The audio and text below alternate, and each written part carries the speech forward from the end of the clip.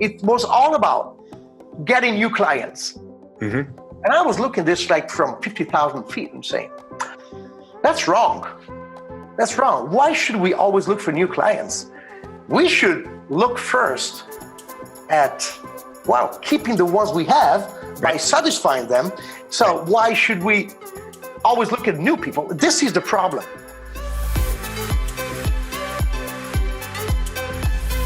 Hey, fitness fans, welcome back to the Future of Fitness podcast and interview series. This is your host, Eric Malzone, and we are on episode number 113. It's crazy to me. Every time I say the number of the episode, I'm like, wow, I did that many?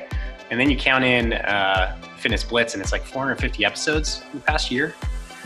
Wow. Anyway, so this one is all about Fabio Zonin and Strong First. So Fabio's just a cool guy. You know, I really enjoyed my conversation with him. All of the conversations I've had with Fabio. He's just a really, really cool guy. He's accumulated an incredible amount of knowledge about training in business. And as the CEO of Strong First, obviously he's there for a reason. It's quite a big organization. And I talk about this frequently and in the podcast is I'm always impressed when I come across people who are Strong First within that community. And it just seems like this top-down emphasis on quality of training, and it just really permeates throughout the organization. So it's impressive, and I'm always curious, you know, how organizations or communities like that, tribes, if you will, start that and instill it and keep it, because you know it's a lot of quality control. And yeah, so it's just really insightful. And we have talked about too. You probably didn't see this coming, but we talked about marketing, right? Is it enough nowadays to be just a great coach, or a great wellness professional, or a great health practitioner? Is it enough? I guess you can argue both sides. I say no. I think you have to be good at marketing. And one of the issues that we have with marketing in the fitness industry nowadays is making offers that don't align with the values of the actual fitness professional. And you know what I'm talking about. The hooks, right? Get people in and we'll sort it out after. Is there a better way? I think there is. We just need to stop making those damn offers. And anyway, obviously I'm passionate about it because it's something I want to change. I want to have a more authentic approach to fitness as a profession overall. And I think Fabio shares those values as well. And that's why I enjoyed interviewing him. So before we get into the interview, I want to give a shout out to Alan Noyd. He subscribed to our podcast, left a great review, and he says, Eric truly is a mastermind. Why, thank you. When it comes to bringing the best of fitness professionalism to light. I've been listening for months and have gained some of the most valuable knowledge I've ever have in all of my years in the industry. Start listening today, ! Thank you, Alan. I really appreciate it, man. And so if you haven't, please go to iTunes and subscribe to the Future of Fitness podcast. While you're there, you might as well subscribe to the Fitness Blitz Radio as well, and leave us a review. Greatly appreciate it. Goes a long way. And so let's get on to it. Number 113 with Fabio Zonin, CEO of Strong First. Enjoy the show. And we're live. Fabio, welcome to the show, man. Hey, great to see you again. Yeah, you as well. Time. Yeah, you as well. I've been waiting for this for a long time. Yeah, me too. Me too. I'm so excited about being here. Yeah, me too. So I know who you are. Let's just start off with a quick bio, man. Give us a little bit about what you do, and then we'll get into some of the stories behind you.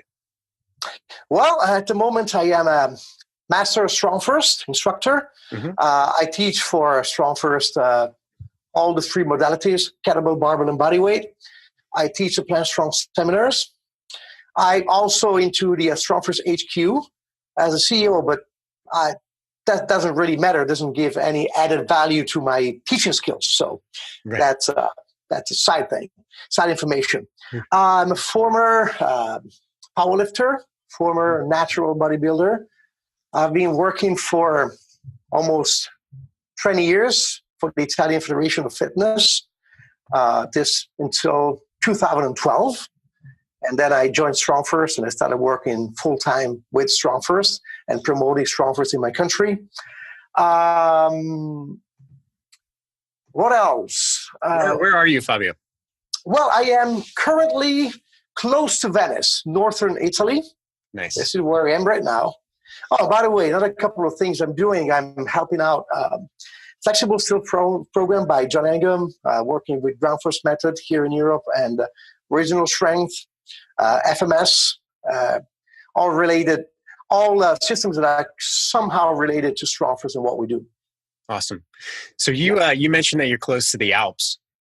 Oh yeah. We were just disclosing. We were talking before I started recording, and we were talking about the temperature here. Yes, I'm close to the Alps. So I'm, Venice is in a gulf, and it's a valley, but we're surrounded by mountains. And I live a little bit north from Venice, so I'm getting higher. I'm surrounded by Alps and snow right now. Yeah, that's so cool. So totally off target of what we're talking about in the fitness right now is I'm a huge fan of, I'm an avid skier, and I love, backcountry, and I also love Anthony Bourdain, whether people know him or not, but he's, recently passed last year, and he has a show, and he had an episode that I just watched 2 nights ago on the Alps about the French and Italian Alps.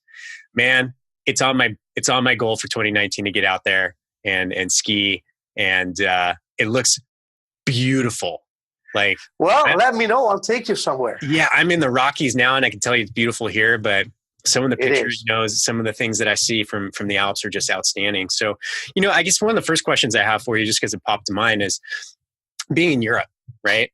We're all in our own kind of silos, here in the States. Being in California, it was kind of a different brand of fitness. Being up here in Montana, it's a different brand of fitness.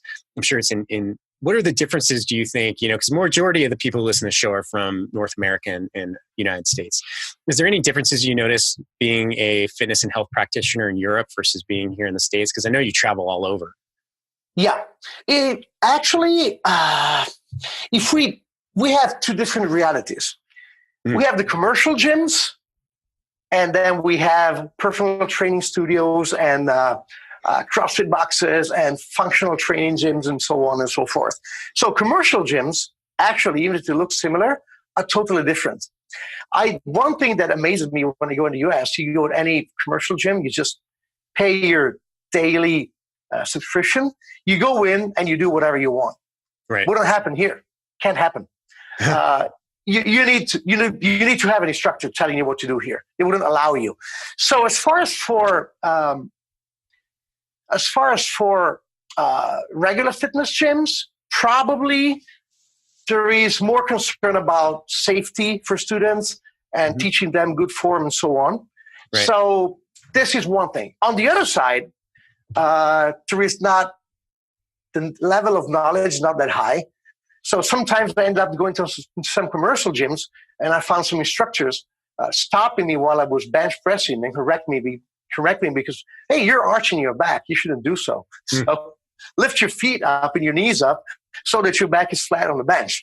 So, and you have to take that advice because it's the gym where they work. You're a guest, and that's their rules. So that's interesting on one side. So, good sides and downsides of that. As far as for personal training studios and that type of gyms, like what the Strong First gyms are, it's growing now. I mean, we used to have, until a few years ago, not many chains. So usually the owner of the gym was also the one who would teach and do the cleaning and register people, And so chains have been growing lately on one side. And on the other side, the medium-sized gyms kind of disappeared and started appearing the small personal training studios. So either you are into a reality where huge place and low price, lots of people, cardio machines and so on, or you go into this small personal training studio where you're followed from the moment you enter the door until you get out, and you have personalized plans and so on. And of course, this gives lots of business opportunities for new instructors who want to work with high quality and do not have too much to invest in equipment. Just imagine, just put a cardio equipment in your gym. It costs you just the cardio, a couple of treadmills and a few bikes would cost you more than opening the CrossFit box. Yeah. So this part personal training studios, small gyms, functional training gyms is growing right now. CrossFit is pretty big. It's been growing a lot. We have been growing a lot as Strong First here. I mean, we have, I don't want to lie, so I just throw a number there. I might be not accurate, but I think we have close to 500 instructors here. Wow. 400 or 500 instructors, Strong First instructors. So, and some of them work in regular fitness gym. They rent a room there. Some of them have their own gym. Some open their studios. And it's working pretty well because quality pays off in the long term. Yeah. Yeah. In long term. In the long term. Yes. And that's what's interesting. And I think, after I talk to a lot of fitness professionals, as you know, I've seen a lot of good people, really, really good people leave the industry because of the frustration over kind of this. It's not a phenomenon at all, but it's the promises of significant, transformation in 6 weeks of, these 21-day resets. You know what I'm talking about, right? I even saw a 5 days to lean one. And I don't fault anybody who's running those programs necessarily because they need marketing, they need clients, right? So they're going to the path of least resistance. What they see, what's working in the market, be like, hey, they're doing it down the street, I got to do it too, right? And I think that is the crux of a big problem that we have within the fitness profession is how do we market? And if I had an answer for this, dude, I would own my own island by now, right? But how do we market honesty, transparency, the long-term play to our clients effectively when someone down the street is going to say, hey, I'll give you a 6-pack abs in 5 weeks, right? So do you have an answer? Because I want an island. Oh yeah, it's going to be a long talk. I'm sorry for this. So this is the main problem because you see, I give an analogy with kettlebells. Kettlebells are bad for your back. No, kettlebells are not bad for your back. You may be bad for your back. A kettlebell stays there. It's a tool, doesn't have its own life. If you leave the kettlebell on the ground, it stays on the ground. I got a few there. They don't move. So they can't hurt my back. Yeah. The only person who can hurt my back with a kettlebell is me, right? So it's about have the right instruction and know how to do things. So when people enter those 6 weeks programs for becoming fit and healthy in 6 weeks, losing 20 pounds in 6 weeks, gaining muscle mass and so on, if they fail, if those plans fail and people don't get results or people get injured, the problem is that the general perception is that fitness doesn't work.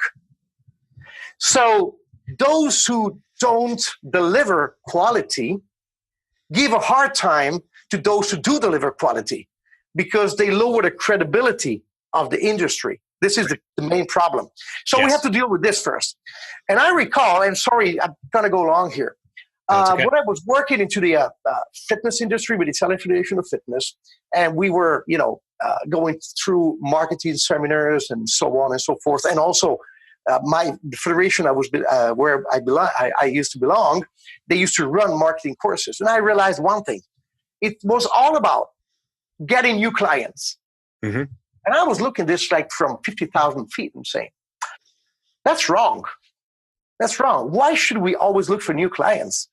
We should look first at, keeping the ones we have by satisfying them, and probably their word of mouth will be best to bring new customers for us.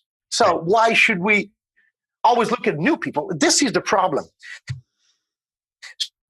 So fitness centers, and have been growing in number incredibly in the past 20 years.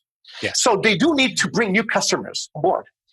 So their strategy for winning against the competition has been lowering the prices, widening the offer, and trying to get as many people as possible roll in now. So short-term view. Register today. no matter what you do tomorrow. And in my point of view, the success of a fitness center is not how many people this center registered in 1 year.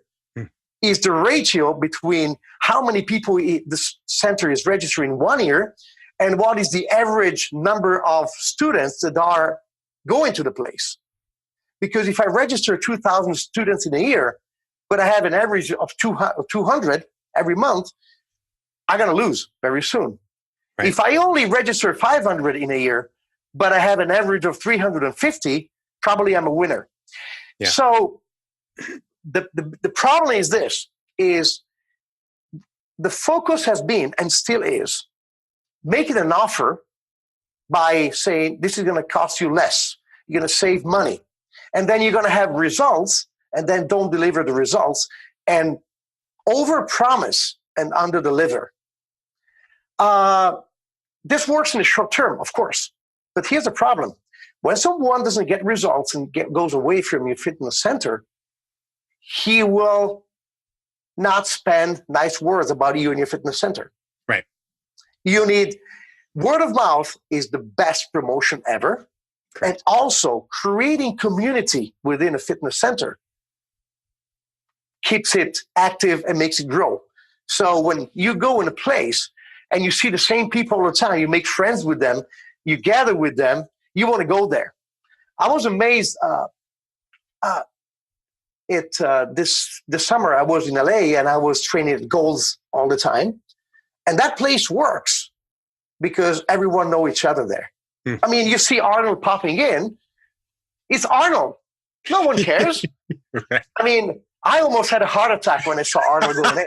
I would too. Yeah. I would too. I go like, good morning. And he goes, hi. Arnold say hi to me. And so for 1 month, I was Arnold training there. I was training here. Good morning. And regular. But people know each other, always the same people. So there is some community there. So this is something that works. If you just think about selling a product, fitness is not a product that you sell. It's something that you do for your life. You can't think, oh, I'm going to get fit in 6 weeks. Okay. And then what's next? You're going to lose it. Yeah. So short term is what we see. Long term is educating people. Right. And you may lose many at the beginning because those who come to you looking for quick results and you can't promise them quick results because you know you wouldn't be able to fulfill that promise, they might go somewhere else and listen to those who do give this promise. But they'll go away. Most likely they'll come back to you at one point. Right. So, fitness and health is educating people to a different type of lifestyle. It's not a product you sell. It's teaching them. It's making them grow. It's instilling into them some values that they will carry on and instilling in them some passion. Unfortunately, and a good example is the diet. Yes. Diet is something that by definition, diet will fail. Right. Because the perception of diet is restriction. You can be under restriction for a certain amount of time, limited time. You can do that. It's an effort. But you know that at one point, you will stop being on the diet.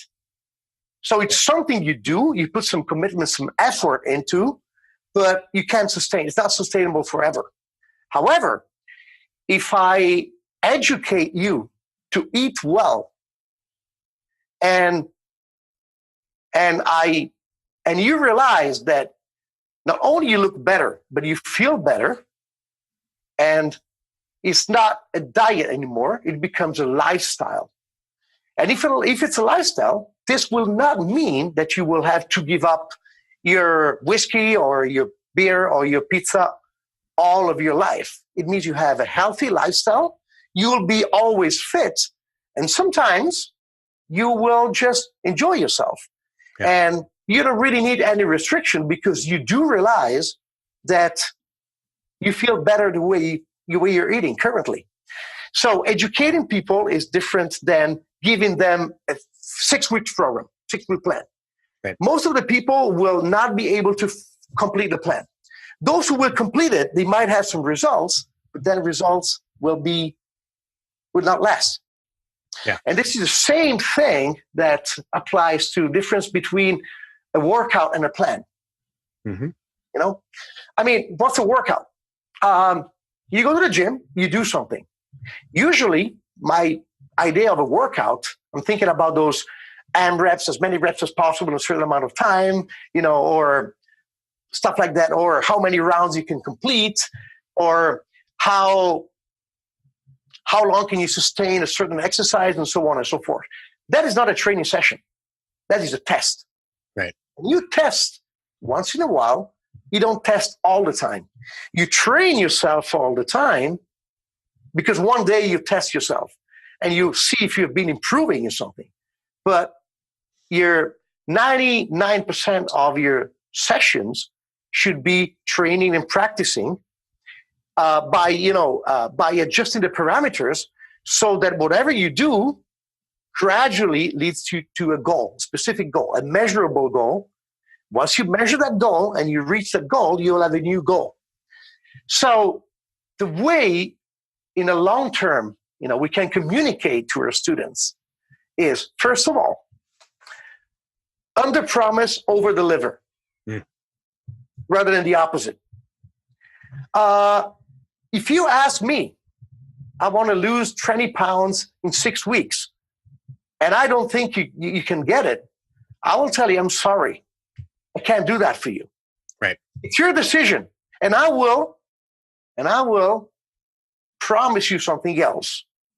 I will promise you to lose some weight, to feel better, to move better, to be stronger, and probably lose your 20 pounds within probably 6 months, but then keep your new body weight.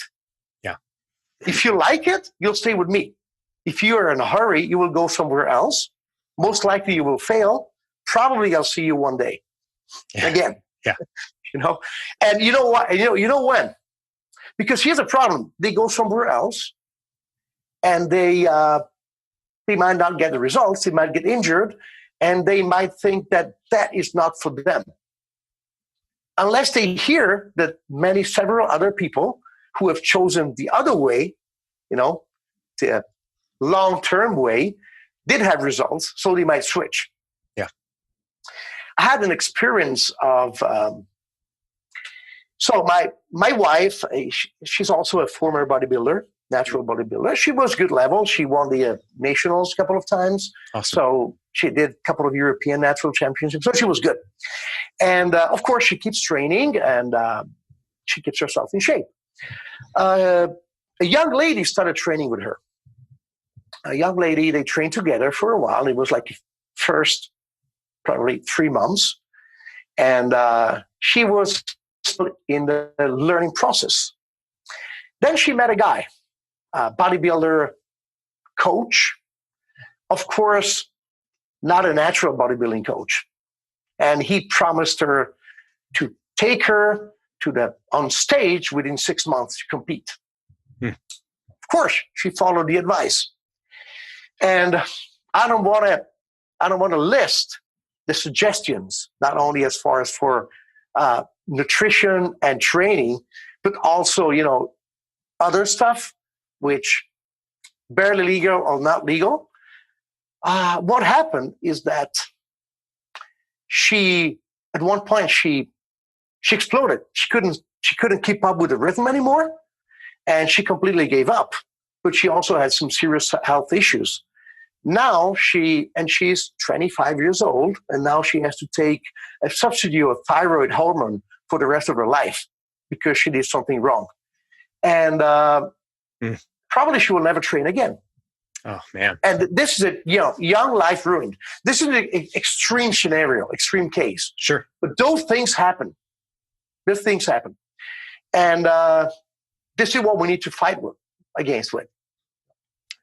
Yeah. Wow. Okay. Great. Awesome answer. Right. To what we were just talking about. I love it. I agree with everything. Yeah, no, it's great. It's great because that's why we have a podcast that goes 45 to 75 minutes, is because answers don't come that easy, right? It has to be an actual discussion, a conversation. If you ask these questions to the right people, you get a conversation. You're asking the wrong people, you get an argument, right? I like people who have conversations like you. And one thing that I found, my background is CrossFit gyms, right? So built them up, sold them, consulted. And, the CrossFit thing is a phenomenon within itself, right? I mean, you guys, it's still young, but we had all these problems, right? Ultimately, CrossFit lost the media war probably around 2012, right? Everyone said it's dangerous, too expensive, it's dangerous, right? Essentially. And it's just like anything. It's like, well, does the barbell hurt people? Does a deadlift hurt people? No. No. The application thereof it's the application thereof. Who's it for? Who's it prescribed for? And that's where a lot of things went wrong. You just had a lot of people low barrier entry getting in. I started my first CrossFit gym with Traver Boehm for $30,000, right? And show me another business where you can get in there and do something like that for 30 grand. That's hard to beat. Yeah, definitely. But ultimately, I think if I boil it down even more, it's this struggle between how do we give people what they want so we can show them what they need, right? And people want diets, right? But what they need is better habits, right? Yeah, exactly. Right? People want accountability, but what they really need is personal responsibility, right? It's all these. It's the want versus what they need, and I think the most savvy of, when it comes to a marketing standpoint, purely from marketing, that's all I'm talking about right now. It's not the training, because we'll get into that in a little bit, but purely from a marketing standpoint is who delivers the message that provides the signal to show people what they want, but then allows the mechanism to give them what they need and educate them over time. Like I said, if I had that answer, I'd have an island. Fabio, you'd be welcome to come anytime. And we can talk about it. You can teach me kettlebell training.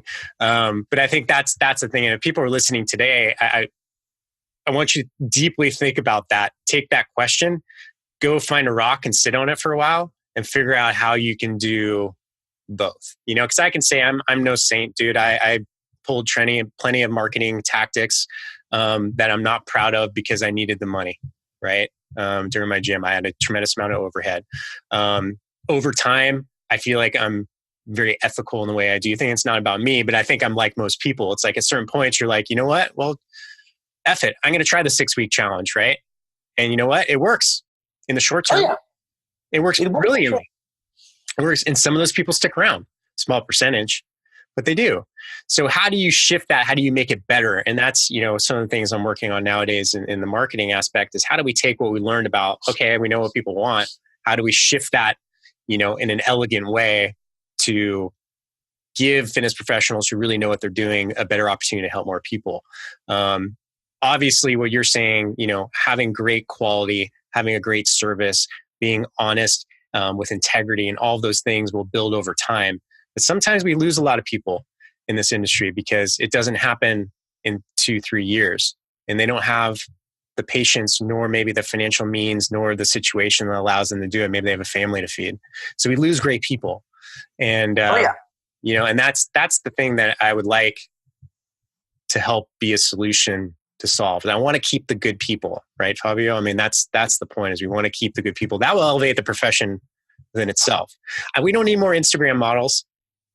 Right? No, there's enough. There's enough.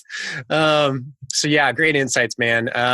So I want to talk to you about, you're very modest and humble about it, but you are the CEO of Strong First, right? That's it's a well-known organization. And one thing I've noticed, because I talk to a lot of Strong First people, very open to always coming on and talking about, their methodologies. And there's always seems to be this core ethos, this core value that runs straight through them, all the way from top to bottom, with everyone who's certified and part of the organization. And how do you, if I'm listening, I'm like, I want to have that type of core value within my organization. I'm a leader, right, of a tribe. do you start that? How do you get that going? What is, obviously it comes from the top down, right? Yeah. But what insights do you have? Well, it's all about leading by example. Okay. And believing in those principles in the first place. I recall, when I used to work for the Italian Federation of Fitness, I was a member of the advisory board. I was the responsible for natural bodybuilding for the federation and for functional training. And I had a very good pay, and I was all set. I did my RKC, and I gave up the Italian Federation of Fitness, and I jumped in the dark because there was like 4 RKCs in Italy at the time. 3 got certified with me. And so I left everything. I risked. I could have failed completely. But the reason why I love the system is that I read the code of conduct. And I thought, that's the key. Well, first of all, I recognized myself there. Because everything I achieved in my life, and trust me, I'm not genetically gifted. I am not a genius. Whatever, I'm an average person as far as for athletes, knowledge, and mental capacities. But I was successful just for one reason.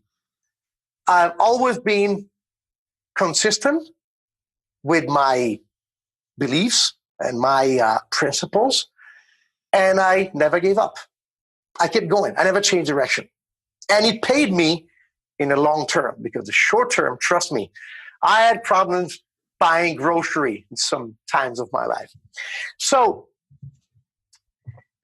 people hear this.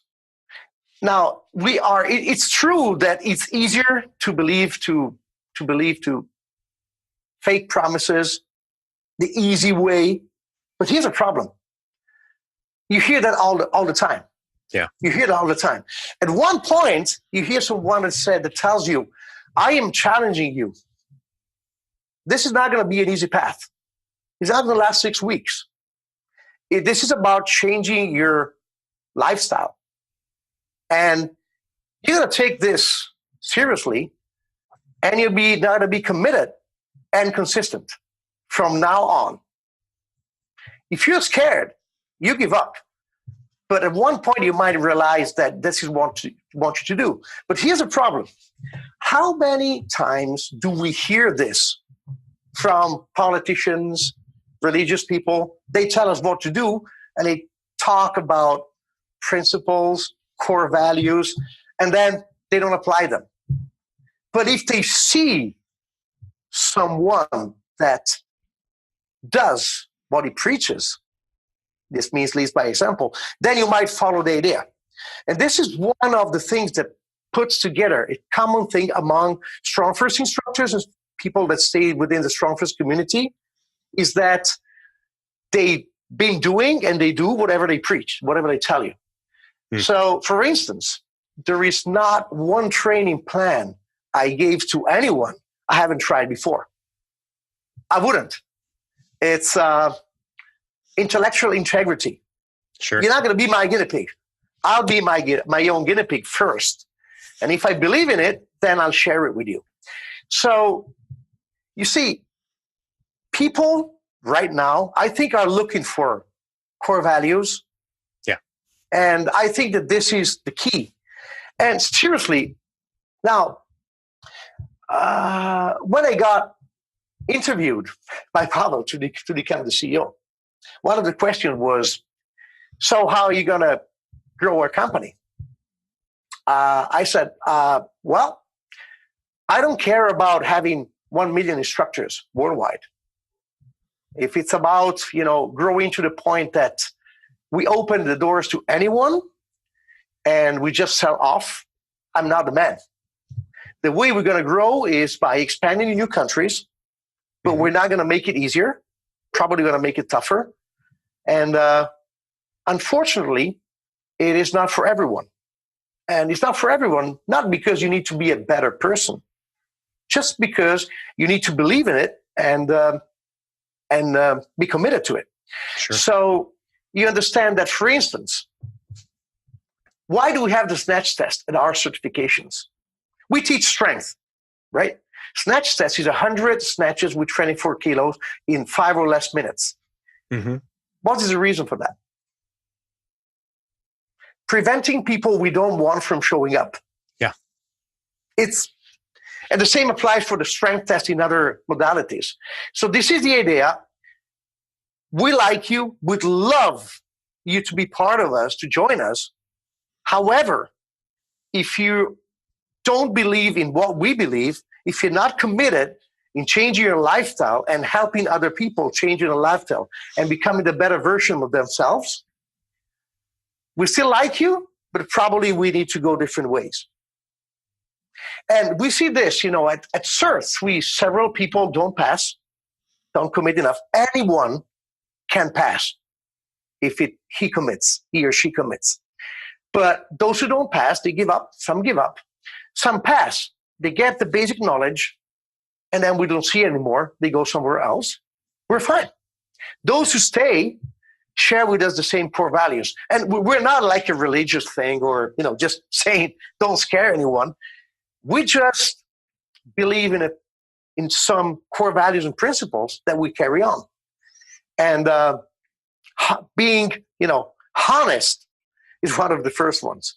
Being always honest with, show integrity with what we teach, what we promise, and what we give, and what we deliver. This is one of the first things. So we don't lie to people. We don't try to sell. It happens.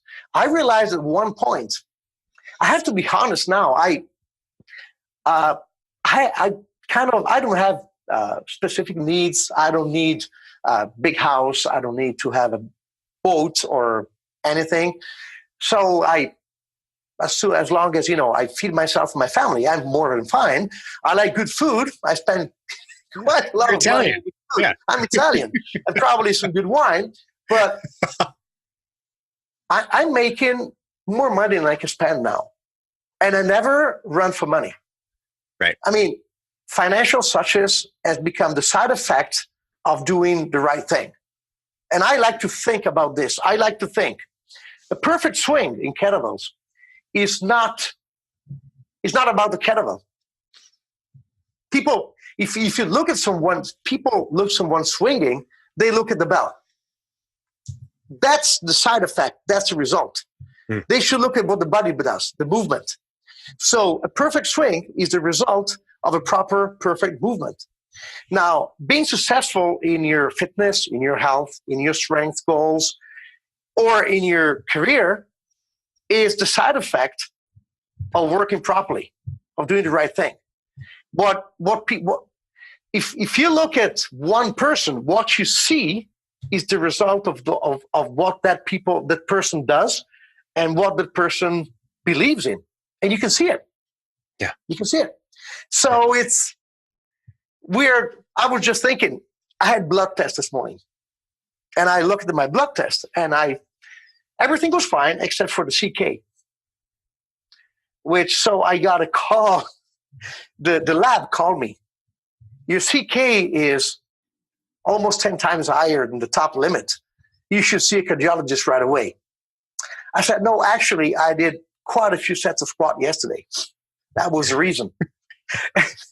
It's fun because they call me all the time because that value is always off. And they said, I was thinking, so my blood tests are the screenshot of today, but what is that? This is the result of what I did yesterday and days prior to that. It's a moment in time. It's a moment in time. So if you're successful, I don't believe in pure luck, Yeah. It doesn't happen by chance. To be successful in anything could be work, could be fitness, could be powerlifting, could be anything. I think you need three things. You need to be capable, for sure. Mm-hmm. You need to be committed and consistent and being a person of integrity. And then you also need to be the right place at the right time with the right people. So there is a little bit of luck. There is a lot that comes from your hard work. And there is also some gifts you have. Everyone is gifted in different areas. You need to find the area where you're gifted. For instance, I'm good in mathematics. I can't draw. I have a hard time writing. My wife, she's an artist. She does tattoos. She can print anything. She can design anything. She's incredible. She does incredible paintings. She's horrible with math. So it's a matter of finding your thing. So find the area where you have qualities, where you have capacities.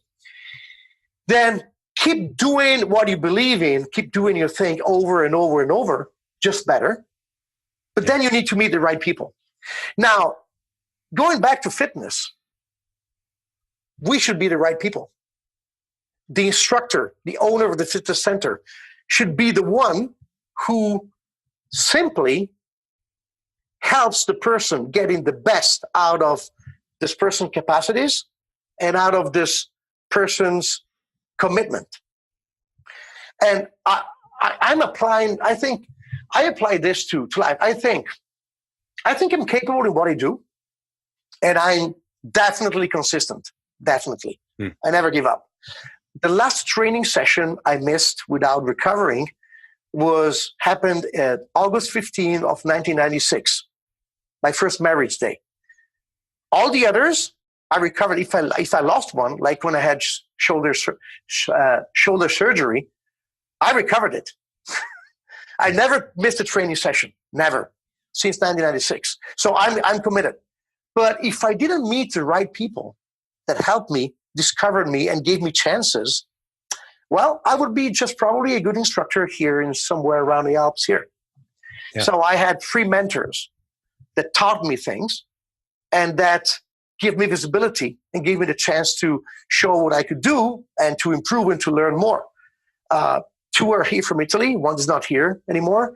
The other one is still here, a very good friend. And the last person I met who gave me greatest chance was Pavel.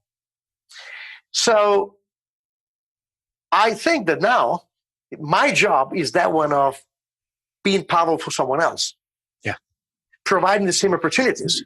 And could be at different levels. It could be for a business, for people who work in the leadership of a company to develop a new country or to grow, but could be to Aunt Jane that comes to the gym, wants to lose weight, and I need to help her. Yeah. This is providing opportunity. Allow this person to get the best out of what this person has. That's being a coach. That's being an instructor. That's what we do. Yeah. We don't just say words and make fake promises. This is what we should do. If we did this, we would all be successful. Probably not the first 6 months, not the first year. But you see what happens when you sell those 3 weeks plans, 6 weeks plans, and challenges. At one point, if they don't work, at one point you have to change towns. Yeah. Yeah. Right? Yeah. You scrape the market. Yeah. But you said one good thing. Sometimes those challenges, if they are well organized, could be the entry point. Right. You know, when you said, well, you know, those 6 weeks challenge or transformation programs, they do work up to a certain degree, which is true. An analogy in powerlifting is linear cycles. Linear cycles, increasing the weight every week. It's wonderful. Just doesn't work in the long term. Yeah. Otherwise, I've been lifting since 1983. I should be able to lift the entire Starship Enterprise with the entire crew on top of it. So it's impossible. Right. But as an entry point, linear cycles for beginners are great. Yes. You gradually increase the intensity of the weight, then you taper down the volume, you get a new PR. Right. If you do it right, you give some taste of results to the person, then you can get this person into a real, more well-structured, more advanced strength training plan. So as far as for fitness, if you do start those challenges and you do it the right way, without exaggerating, while be caring about health always, by giving the right instructions as far as for movement and diet and whatever, and people get a good result at the end of it, you need to instruct the people that is not the goal. they just reached their starting line. Right. You just learned, you showed yourself and all the people around you that you can do it. Yeah. So the journey that you did from day one to day, whatever, let's say 45, to day 45, was your way from home to the start line. Now you know you can make it. Now we start seriously from now. Yeah. And one other thing that I guess that I think it's a very good strategy for keeping people involved is to teach them to focus on enjoying the journey rather than being only hungry for the final destination. If you're only looking at the final destination, first of all, if you don't reach it, you'll be frustrated. Mm-hmm. Second, once you reached it, it's done. Right. You'll be happy for 30 seconds. But if you enjoy the journey that took you there, you have so many good remindings, so many good experiences that you want to go through that journey again, no matter the goal. So one of my best holidays ever, vacation ever, was I think it was 2000 and probably 6, 7. I booked a flight to San Francisco and a flight back, I think 1.5 months later from Los Angeles. I landed in San Francisco, rented a car, and all I knew is that I had one flight waiting for me in LA a month and a half later. And I've been traveling around California, Nevada, Arizona, Utah, and a little bit of Colorado. That was the best journey ever, And really, the goal was not going to LA. Right. The goal was the journey. So that is a good point. Yeah. That's great. And there's a couple of things that what you're talking about there just remind me. I had Josh Hillis on the show last year. Josh, and one of my favorite lines out of all of the podcasts I've done was one from Josh Hillis. He says, just remember, you're probably only better than your clients at one or two things: fitness and nutrition.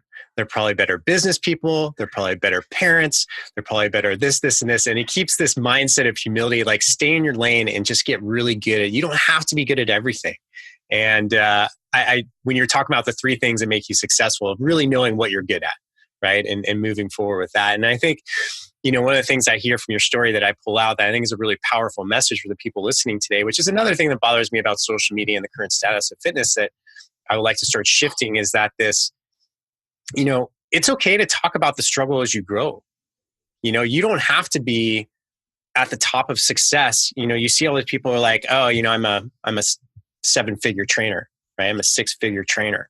How small of a population, if that's even true, right? How small of a population. It's okay if we all talked about it, be like, you know what? Yeah, I couldn't pay my groceries. I had to do, but I'm staying on the path. I'm committed to it. Because that's the kind of stuff that people need to understand. That's part of the journey, right? There was many nights I was sleepless in the first couple of years of my gym because I didn't know what I was going to do, man. I didn't know what I was going to do. Right. I feel your pain. Yeah. And everyone I think that should be talked about because that's part of it. Since I sold my gym, which was a steady income, and, started doing the things that I do now, I haven't filled my coffers. I haven't made up for that income yet. And I'm very transparent about that. But, here's the thing is there's nothing wrong with talking about being in the point where you're building, right?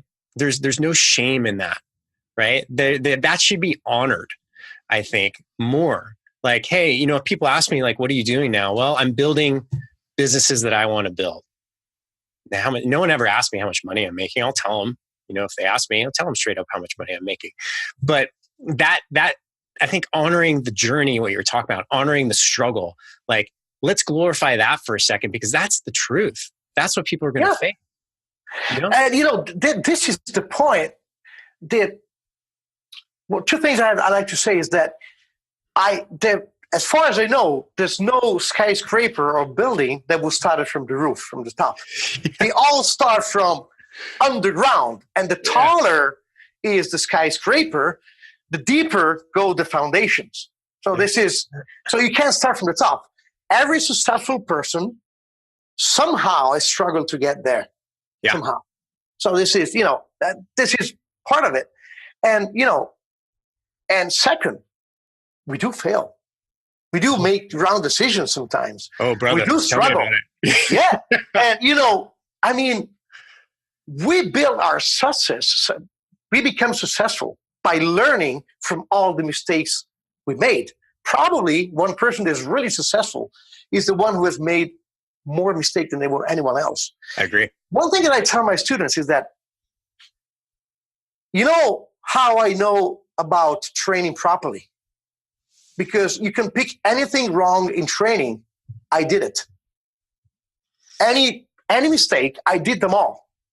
I can help you avoiding the mistakes I did in training in the past 35 years of training with weights. This is what I can tell you. And again, you said, well, that quote was awesome. We know more than our students, probably in one or two areas. And we can learn from them all the time. Yes. It's interesting, as this is one of the points of our code is, I am a teacher of strength, I am a student of strength. You learn all the time. Yeah. It's interesting because I realize when I teach certs that I learn from my students. There is one of my favorite tips for the get-up. I got it from probably a 60 years old lady. She was doing a cert, and she was doing this move during the get-up. I was looking at her. She was doing it naturally. I thought, that's genius. So I asked her permission to apply it. Yeah. And then I always quote this lady. And again, even the person who's not in your industry, but every person knows at least one thing that you can, that you don't. And every single person can teach you something. Everyone. Yeah. Being humble all the time, it's fundamental. And again, don't be ashamed of your mistakes of the past, because especially, mistakes have another name also, which is experience. Yeah. Yeah. So, and again, the journey. Yeah. There's, so people, if you're listening, a mentor of mine, Ken Andruko, brought this up. He's like, Eric, I want you to go watch this video. And it's going to sound ridiculous, but if you go and watch it, it's a guy who is on the show Shark Tank. And he has this thing called, I Want to Draw a Cat for You. So if you go to his website, and it's so silly and stupid, but this guy is now talking on stage in front of all these people and all he did was go out and look for rejection letters. And that was his goal. It's like, how many rejection letters can I get for this idea? Right. And he would put them on his wall, and he had a great sense of humor about how great these rejection letters are. And the ones were the best were the ones who were the most famous people. And he kept shooting for the stars. But then eventually it hit. And he was on Shark Tank, right? Which is this incredible opportunity. And then he was, accepted by Mark Cuban to be a business partner, which is probably he's the one shark that everybody wants, right? And now he's on stage and he's talking all because he changed his relationship with failure to embrace it, almost look forward to it, and see how he can learn and make it like a badge of honor. And it was really, really fascinating. And I think, there's so many ways and stories and reflections on what you're saying of the struggle and learning and being a perpetual student and embracing all that. And what it means to be a mentor, right? Is sharing your failures with everybody else. I think it's really powerful, man. And so just looking forward now, 2019, for you and Strong First, what does that look like? What do you guys have going on? Well, we have a lot going on. Yeah, I bet. Yeah. So finally, after a few years of silence, will be soon a new book by Pavel coming out. Wow. Cool. And there are more in the works already. And then there will also probably this come out even sooner, a small ebook co-authored by Pavel and myself. Awesome. About barbell training plans. It's about a barbell training plan. And we are working on a StrongFirst app that should help our accredited gyms and should help our instructors who wish to train people online. And also those who want to have the app and download some StrongFirst plans created by StrongFirst. Smart. And we want, of course, we're looking forward to increase the number and the quality. Well, can't increase the quality. That's already awesome. Increase the number of accredited gyms. So to provide more places where our people who want to learn from us can go.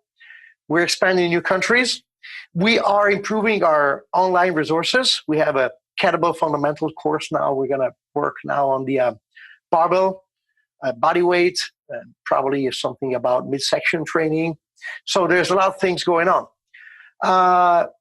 It's hard to say that you will see something new from us, because one of our missions is keep doing what we've been doing up to now. Keep doing always the same thing. Right. Only better. Yeah. The idea is, 1 inch wide, 1 mile deep. Try to sharpen the blade rather than changing weapon. Always this gives the idea. Yeah. You guys have the best slogans, man. I love it. It's like the catchiest one. Yeah. Anyway, sorry, go on. Yeah, we have good people in our community who provide very good content and very good ideas. Yeah. And our chairman Pavel always says, "World domination is imminent, resistance is futile." So the idea is, expanding in different territories. And again, it's about what Pavel has in his mind, and I completely copy his desire, is thinking that when we won't be here anymore, StrongFirst will be still here and will still grow. It's about spreading the message. I always like to say that we're a very uncommon type of business because we're not a business. We're a school, and we believe in what we teach, and business is just a side effect of what we do, which is kind of true. And I know that some people might not believe this, but seriously, I never did anything that I did for making money. It just happened. Awesome. I'm not rich, but I get enough for living, probably more than I need, and never run for it. It happened. Yeah. And I was doing the same things when I was struggling to buy my grocery, by the way.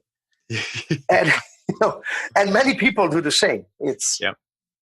But again, if you really believe in what you do, at one point, you will find someone who will also believe in you. Yes. That's the point. It's like we use this joke in Italy. We say, if you go into a square, our historical town centers are close to traffic, so people can walk there. It's like giant outdoor malls, right? With all ancient buildings and people, shops, and people walk there, take a coffee, whatever. So you say, if you go in the middle of a square and you start gazing at the horizon somewhere, at the sky, and you stay there for an hour, within, 15 minutes, a lot of people will get around you and everybody will be looking the same direction. And at one point, the entire square will look at the same direction, try to understand what you're looking for. Yeah, think about Forrest Gump. When he started, running.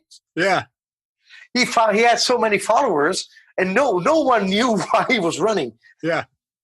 Very disappointed when he stopped. But again, if you go straight forward in your direction and you do believe in what you're doing, at some point you will find followers and people who will carry on whatever you're pursuing. So I'm very confident in that. Yeah. Well, you have a lot to be confident about, man. And this is great. I knew it was going to be a really valuable interview. But it really, I think it's going to blow some people's doors off. And I think the messaging is spot on. I think it's real. I think it's authentic. I think it's the type of things that people as a fitness profession need to know. Listen, you're not one funnel away from anything. You got to put in the work and you got to do it right. And you got to build something that has a strong foundation so you can have that skyscraper one day. Right? Oh, definitely. Yeah. Everything in your life doesn't happen by chance. No. Think about people who win the lottery. Statistically, they all lose all the money. Yeah. It's not earned. Yeah. If it falls from the sky, you're going to lose it. Yeah. The only way you want to have something that is stable is that you need to earn it. Yeah. If you earn it, you will enjoy it. Yeah. Awesome. Well, Fabio, thank you, man. I appreciate it. Thank you. Thank you, Eric. It was a great time, great interview. Thank you so much. I feel really honored that you invited me. I see that so many people end up in your 10 minutes interview, but not many end up into the main podcast. So I'm very grateful for this. Yeah.